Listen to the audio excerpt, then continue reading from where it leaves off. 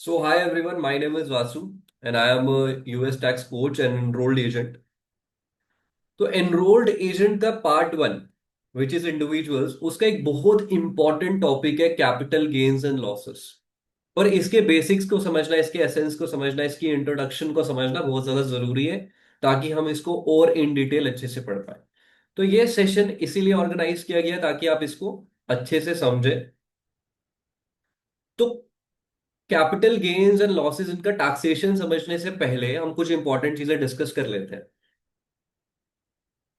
पहले तो आपको पता होना चाहिए कैपिटल एसेट क्या होता है और कैपिटल एसेट को कैपिटल एसेट ही क्यों बोलते हैं।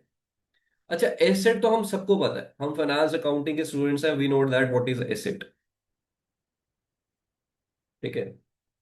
और इसके साथ ये कैपिटल वर्ड लगाया है, मेरे को यहां से क्लिक करना चाहिए कि मतलब ये एक ऐसा एसेट है जिसकी लॉन्ग टर्म वैल्यू है शायद।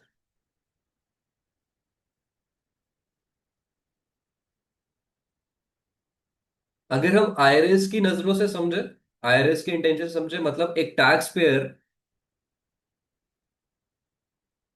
एक ऐसी प्रॉपर्टी, एक ऐसे एसेट को होल्ड कर रहा है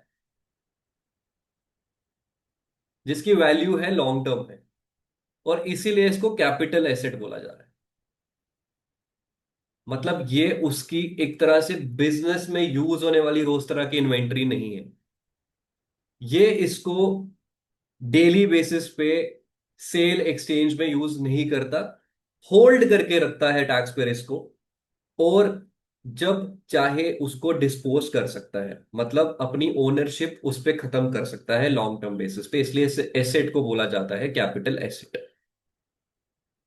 ठीक है।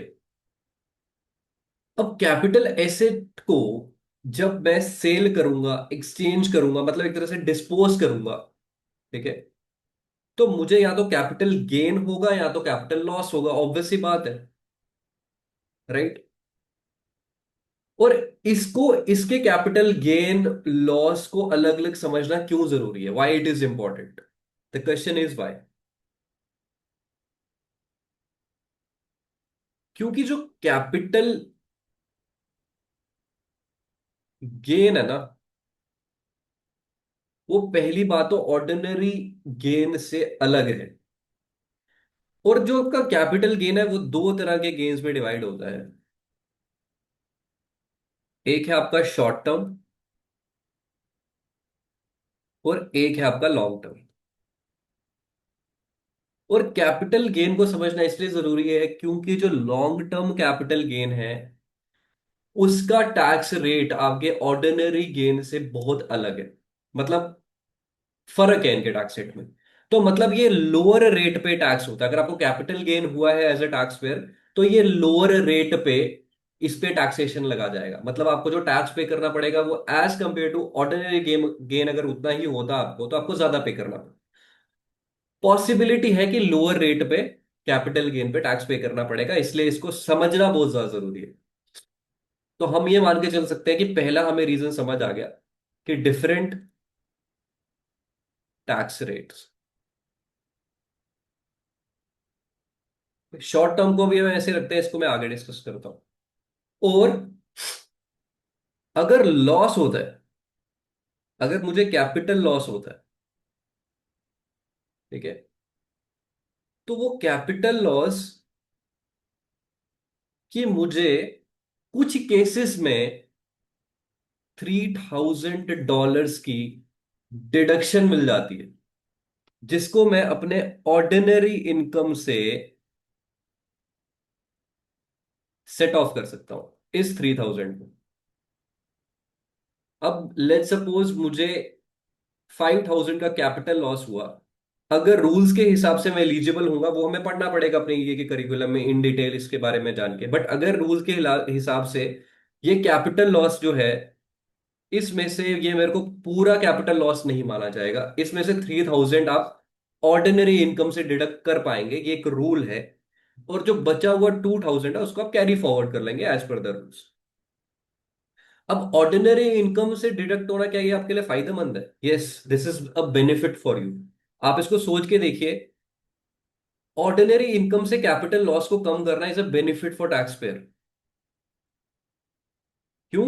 क्योंकि ये आपके ऑर्डिनरी इनकम को कम कर रहा है ये वाला लॉस, और ऑर्डिनरी इनकम पे तो हाईएस्ट टैक्स ब्रैकेट ही 37% है, मतलब ज्यादा ज्यादा टैक्स पे करना पड़ता है ऑर्डिनरी इनकम। तो टैक्स पेयर के लिए एक एडवांटेज है जब वो अपना कैपिटल लॉस का डिडक्शन ऑर्डिनरी इनकम से सेट ऑफ करके लेता है। तो ये चीजों के बारे में इन डिटेल जानना है हमें, और इसीलिए कैपिटल गेन लॉसेस को समझना अलग अलग जरूरी है। अब हम अपने नोट्स पे चलते हैं और कुछ इंपॉर्टेंट चीजें डिस्कस करते हैं। तो हमें पढ़ना है टैक्सेशन,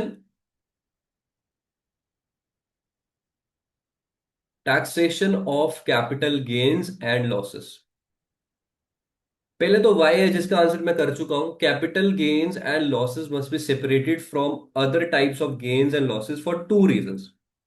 इनको हमें अलग इसलिए पढ़ना पड़ता है क्योंकि उसके दो रीजन है। पहला, कि जो लॉन्ग टर्म कैपिटल गेन्स हैं वो टैक्स किए जाते हैं लोअर रेट पे देन ऑर्डिनरी गेन्स, हमने डिस्कस कर लिया। दूसरा, a net capital loss is only deductible up to 3000 per year, कि आपको $3000 की डिडक्शन मिल जाएगी अपने कैपिटल लॉस की, बाकी उससे ज्यादा नहीं मिलेगी। अब ये मत सोचना कि अगर कैपिटल लॉस हो रहा है वो आप पूरा ही डिडक्ट कर पाओगे ऑर्डिनरी इनकम से। That is not allowed as per the rules. कितना आप डिडक्ट कर सकते हो? सिर्फ 3000। और जो पार्ट वन पढ़ रहा है या जिसको पार्ट वन का थोड़ा सा आइडिया होगा, तो इसके लिए ऑर्डिनरी इनकम को समझना भी एक वन ऑफ द टॉपिक है जिसके बारे में हम डिस्कस करेंगे। बट हाँ, हम इतना समझ गए इसको पढ़ना क्यों है जरूरी। ये मैंने ऐड ऑन इसलिए किया हुआ है ताकि आपको इसका असेंस समझ आ जाए, तो इसलिए इसको अलग अलग पढ़ना जरूरी है। अब कैपिटल एसेट को जानना मतलब कि कौन सा एसेट कैपिटल एसेट की डेफिनेशन में आता है। अब जो सेक्शन है आईआरसी का, वो है सेक्शन 121, राइट। जो सेक्शन कैपिटल गेन लॉस और कैपिटल एसेट्स की, स्पेसिफिकली कैपिटल एसेट्स की बात कर रहा हूं मैं यहां पर, जो सेक्शन आईआरसी में कैपिटल एसेट्स की बात करता है वो है सेक्शन 1221। अब प्रॉपर्टी का स्टेटस कैसा है, प्रॉपर्टी का नेचर कैसा है, उस पे डिपेंड करता है कि आप गेन के कैरेक्टर को किस तरह से कैरेक्टराइज करेंगे। See the character is determined by the purpose and the use. जो वो एसेट था उसको मैं किस पर्पस के लिए यूज करता था, मतलब अपने पर्सनल काम के लिए यूज करता था क्या? इसके लिए एक एग्जांपल है हमारे पास, ताकि हमारी क्लैरिटी हो रहा है। एक ट्रक मैंने होल्ड करके रखा था, मेरे पास एक ट्रक था, मैं उसको अपने पर्सनल यूज के लिए ही चलाता था। पर्सनल यूज मतलब अपने घर से किसी रिश्तेदार के घर चला गया, ठीक है, यहां से वहां ट्रैवल करना है, कोई भी जर्नी करनी है, मैं उसको अपने पर्सनल यूज के लिए चलाता हूं, मेरे बिजनेस से उससे कोई लेना देना नहीं है। तो इस तरह के एसेट्स को ही बेसिकली कैपिटल एसेट्स की डेफिनेशन में डाला गया है, जिसमें इसको एक्सप्लेन भी किया हुआ है। उसके बाद वो कह रहे हैं सेक्शन 1231 एसेट। ये सेक्शन 1231 एसेट क्या है? और इसमें भी एग्जाम्पल ट्रक देती है। अब आप बोलोगे यहां पे भी ट्रक बोल दिया, यहां पे भी ट्रक बोल दिया, थर्ड एग्जाम्पल में भी ट्रक है। मैंने इसको जान के डाला है ताकि आप कॉन्सेप्ट को समझो। कैपिटल एसेट 1221 एग्जाम्पल ट्रक, वहां पे वो बात कर रहा है पर्सनल यूज की। हमने क्या पढ़ा कि कैरेक्टर कैसे डिटरमाइन होगा, कि कितना टैक्स रेट लगेगा, और वो कौन से तरह का कैपिटल गेन है या ऑर्डिनरी गेन है, किस पे डिटरमाइन करेगा, कि उसका पर्पस और यूज क्या है। अगर पर्सनल यूज के लिए तो वो सीधे सीधी बात, वो ट्रक मेरा कैपिटल एसेट है। और वही ट्रक अगर मैं अपने बिजनेस में यूज करता हूं, जिसमें पे डिप्रिसिएशन भी क्लेम करता हूं, वो ट्रक एक डिप्रिशिएबल प्रॉपर्टी है मेरे बिजनेस के लिए अगर, तो वही कैपिटल एसेट क्या बन जाएगा? Section 1231 asset. Basically section 1231 asset को हम बहुत डिटेल में पढ़ेंगे, this is in so much detail, but आपको एक 360 व्यू देना जरूरी है ताकि हम डिटरमाइन कर पाए कि पर्पस और यूज से कितना फर्क पड़ता है। अगर मैं एक ट्रक को, जो कि कैपिटल एसेट ही है एक ट्रक, मैं उसको पर्सनल यूज ना करके अपने बिजनेस में यूज करता हूं और उसके उस पर डिप्रिसिएशन क्लेम करता हूं, तो वो एक सेक्शन 1231 प्रॉपर्टी हो सकती है सेक्शन 1231 प्रॉपर्टी भी एक कैपिटल एसेट ही है, बट उसका सेक्शन अलग है, उसका शायद से ट्रीटमेंट ये कुछ और करना चाहते हैं बिजनेस में। और अगर पर्सनल यूज है उसको सिंपल कैपिटल एसेट बोल के उसका नॉर्मली ट्रीटमेंट करेंगे, उसके गेन पे कैपिटल गेन का टैक्स रेट लगा लेंगे, शायद ऐसा है। हाँ, अब इसको इतना ही सिंप्लीफाइड करते हैं। ऑर्डिनरी एसेट मतलब एक ट्रक अभी तक पर्सनल यूज हो सकता है, हम ये समझ गए। एक ट्रक एक बिजनेस में भी यूज हो सकता है, भाई मैं अपने बिजनेस की लोडिंग अनलोडिंग करने के लिए ट्रक यूज करता हूँ। मेरा बिजनेस का नेचर ऐसे है, मुझे सामान एक जगह से दूसरी जगह पहुंचाना पड़ता है, तो वो सेक्शन 1231 एसेट की कैटेगरी में आ गया। Now here is are ordinary asset. Ordinary asset मतलब क्या पता मेरा काम ट्रक बेचना और खरीदना ही है, उस वे में ट्रक मेरी एक इन्वेंटरी है जिसको मैं सेल और एक्सचेंज के लिए यूज करता हूं अपने बिजनेस में, होल्ड करके नहीं रख रहा। तो ऑर्डिनरी एसेट भी हो सकता है एक ट्रक। इन्वेंटरी वर्ड आपने दिमाग में रखना है। मतलब आप जैसे अकाउंटिंग करते हो, उसमें हम अकाउंट्स रिसीवेबल, नोट्स रिसीवेबल बनाते हैं ना, और इस तरह के एसेट के लिए ही ऑर्डिनरी एसेट बोला हुआ है। मतलब इसमें तो ट्रीटमेंट बिल्कुल ही अलग है, ये ना ही सेक्शन 1221 में आ रहा है, ना 1231 में आ रहा है। ये एक अलग ही कैटेगरी है। तो मतलब एक ट्रक को हमने तीन हिस्सों में डिवाइड करके ये बताया कि पर्पस और यूज पे डिपेंड करता है कि उस पे किस तरह का कैपिटल गेन ट्रीटमेंट लगने वाला है या नहीं भी लगने वाला है। कैपिटल एसेट अगर नॉर्मल है जो पर्सनल यूज के लिए है, जैसे कि ट्रक, ठीक है, उस पे डिपेंड कुछ करेगा वो हम आगे पढ़ेंगे। अगर 1231 एसेट है मतलब बिजनेस में यूज होता है, जिसमें मैं डिप्रिसिएशन क्लेम करता हूँ, वो भी एक ट्रक हो सकता है, और एक ट्रक इन्वेंटरी भी हो सकता है। अब यहां तक तो हमें समझ आ गए कि पर्पस और यूज से स्टेटस पता चलता है प्रॉपर्टी का। पहले तो हमें स्टेटस देखना, तो मैं स्टेटस समझ चुका हूं, ठीक है। उसके बाद वो बात करता है the manner of the properties disposition. अब डिस्पोजिशन क्या होता है, इस पे भी काफी चीजें डिपेंड करती है कि मेरे को कैपिटल गेन कब लगेगा। क्या सिर्फ सेल पे कैपिटल गेन लगेगा? हाँ, सेल पे तो लगेगा, पर डिस्पोजिशन मतलब प्रॉपर्टी को जब मैं ट्रांसफर कर देता हूँ, मतलब मैं एज ओनरशिप छोड़ देता हूँ प्रॉपर्टी की। डिस्पोजिशन होता है ओनरशिप को छोड़ देना, और किस किस तरह से ओनरशिप छूटी जाती है। अगर तो मैंने उस ट्रक को बेच दिया, which is one way of disposition. मैंने उसको एक्सचेंज कर लिया, उस ट्रक के बदले कोई और ट्रक ले लिया। Other manner such as theft, मेरा ट्रक चोरी हो गया, कैजुअलिटी लॉस हो गया, वो डिस्ट्रॉय हो गया, या कंडमनेशन हो गया, मतलब गवर्नमेंट ने जब्त कर लिया ट्रक को। इन कुछ रीजंस की वजह से मेरे से ट्रक की ओनरशिप जा सकती है, और ओनरशिप जाना ही डिस्पोजिशन हो सकता है, और इन इन केस सिनेरियो पे कैपिटल गेन लग सकता है, लग सकता है। हमेशा मे बी वर्ड याद रखेगा, वो चीज ही चेक करनी पड़ती है टैक्स लॉ में। तो मतलब अगर मेरे पास प्रॉपर्टी का डिस्पोजिशन हुआ तो कैपिटल गेन लगेगा। फिर मेरे को उसके बाद पहले क्या देखना है कि पर्पस और यूज क्या था उस प्रॉपर्टी का, उस हिसाब से कैपिटल गेन में भी आगे डाइवर्सिफिकेशन है, ठीक है। अच्छा, उसके बाद मेरा आ गया था holding period of the property. इस पे भी डिपेंड करता है कि शॉर्ट टर्म कैपिटल गेन लगेगा कि या लॉन्ग टर्म कैपिटल गेन लगेगा। अगर तो मैंने उस प्रॉपर्टी को एक साल से कम के लिए होल्ड करके रखा था अपने पास, तो उस पर शॉर्ट टर्म कैपिटल गेन लगता है, सीधी बात है। मतलब एक साल तक या एक साल से कम, तो शॉर्ट टर्म कैपिटल गेन का थोड़ा सा टैक्स रेट अलग है। लॉन्ग टर्म मतलब एक साल से ज्यादा होल्ड करके रखा था किसी प्रॉपर्टी को, उस पे कैपिटल, वो लॉन्ग टर्म एसेट है और उस पे capital gain, long term capital gain के टैक्स रेट्स लगेंगे। इनहेरिटेड प्रॉपर्टी मतलब पुश्तैनिक प्रॉपर्टी। पुश्तैनिक प्रॉपर्टी से मेरा मतलब कि वो मेरे को इनहेरिट की गई है, मेरे क्या पता मेरे ग्रैंड पेरेंट्स मेरे लिए वो प्रॉपर्टी छोड़ गए हैं। उसमें फर्क नहीं पड़ता वो प्रॉपर्टी लॉन्ग टर्म है शॉर्ट टर्म है, आप उसमें कैलकुलेट करने बैठे हो। अगर आपको इनहेरिट होकर कोई प्रॉपर्टी मिली है तो वो हमेशा लॉन्ग टर्म गेन ही माना जाता है, लॉन्ग टर्म ही माना जाता है। चाहे वो लॉस हो आपको गेन हो, वो आपको कैलकुलेट करना पड़ेगा इसके चैप्टर्स में जब अंदर जाएंगे, बट उसको हमेशा लॉन्ग टर्म माना जाता है। इसमें गिफ्ट प्रॉपर्टी भी आती है, उसके भी थोड़े से अलग रूल्स हैं, वो चेक करना पड़ता है, वो भी हम इसके चैप्टर में सीखेंगे पार्ट 1 में। तब इसमें गिफ्ट प्रॉपर्टी भी लिख सकते हो। तो अभी तक हमने तीन चीजें सोच ली और समझ ली जिनकी वजह से हम कैपिटल गेन लगने के चांसेस हो सकते हैं, एक एसेट पे कैपिटल गेन लग सकता है। पहले तो देखना है कि वो उसका पर्पस और यूज क्या है उस एसेट का, क्या सिर्फ पर्सनल यूज है, क्या बिजनेस में यूज होता है, क्या वो इन्वेंट्री तो नहीं, इन्वेंट्री है तो भूल ही जाओ, फिर कभी कैपिटल गेन नहीं लगेगा। वो तो आपकी ऑर्डिनरी इनकम होगी ना, that is your business income. अगर ये सब नहीं है तो मैनर ऑफ प्रॉपर्टी डिस्पोजिशन, उसके बाद holding period of the property. अब मेनली जब हम कैपिटल एसेट 1221 की बात करते हैं, 1221 की बात करते हैं, तो इसमें जो आईआरएस बताता है वो बताता है सिर्फ personal use property plus most investments. अगर हमें भी कंफ्यूज नहीं होना तो हम इन दो को छोड़ सकते हैं, हम सिर्फ कैपिटल एसेट पे डिस्कस करते हैं क्योंकि कैपिटल एसेट के ही इंट्रोडक्शन है। बट हम इसमें कंफ्यूज ना हो इसलिए मैंने आपको इसमें डाइवर्सिफिकेशन करके दिया था थोड़ा सा कि पता चल जाए चीजों में। कैपिटल एसेट सेक्शन 1221 में आता है आपका पर्सनल यूज प्रॉपर्टी और आपकी मोस्ट इन्वेस्टमेंट। पर्सनल यूज मतलब अगर मैं एक छोटी सी कार अपने पर्सनल यूज के लिए यूज करता हूँ, मैं बिजनेस में यूज नहीं करता।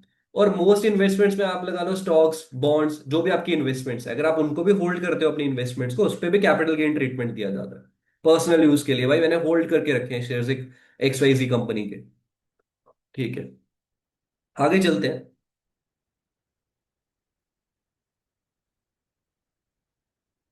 सी capital gains and losses are subject to special tax treatment जो हम बात कर रहे थे।